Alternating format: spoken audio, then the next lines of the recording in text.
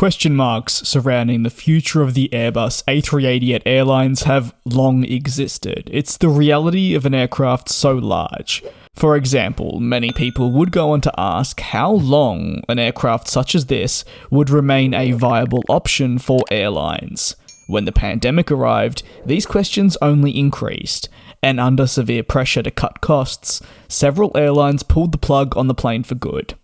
Despite facing record low demand levels during the height of the pandemic and Australia's delayed recovery thanks to harsh restrictions, Qantas continued to highlight the importance of the A380 and its intention to keep it in its fleet throughout this time, being one of actually the few airlines that never outright said that it doubted the plane's capabilities and its place within its network even when demand returned. Thanks to the demand arriving, thanks to restrictions easing, and therefore people jumping back on board flights internationally, the Australian flag carrier returned multiple A380s to active service, and continues to see them return at the moment this video is published to help with their global operations. In addition, it has plans to reactivate other units in the coming years, and once more they'll soon be routinely flying around the world. Per Flightglobal though, Qantas intends to keep the world's largest passenger plane as part of their company for at least the next decade, taking us past 2030. Bar any circumstances that would cause an earlier than expected retirement, of course. The news of such a commitment to the series is another vote of confidence in its capabilities at such companies like Qantas, but that is becoming a very much dying breed. Before the pandemic, Qantas began reconfiguring the type and ensuring that its upgraded nature could put the company ahead of competition, but also generally create a memorable travel experience for passengers.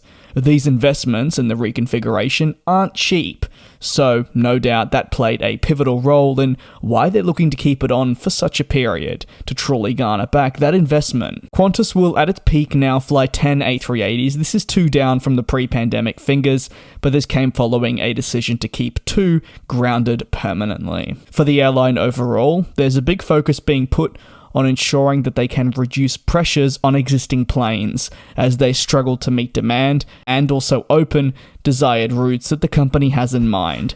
This includes your Paris, Seattle, Chicago, and many more. People believe that Qantas also just needs more aircraft. It'll lease 2 Airbus A330s from Finnair. This is a short-term solution though. As for how they'll cope in the future, well, that remains to be seen. But the Airbus A350-1000 arrival, which is slated for 2025 and will kick off Project Sunrise, should ease pressure on the 787s no doubt, and free these up to be placed on new routes, paired with the A380's continued return, which is fantastic for the routes that do need that additional capacity. There should be significant improvements.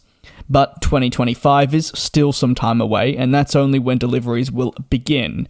For Qantas, it's about how they'll reach a point where they can be comfortable with their network and the number of planes that will be available to them to meet demand. It's a good thing to say things will improve, but if the situation isn't optimal right now, well, then that's where the concern will be. And that'll be an important job for the incoming new CEO, who will take the reins from Alan Joyce in determining ways to really maximize the flying kangaroo.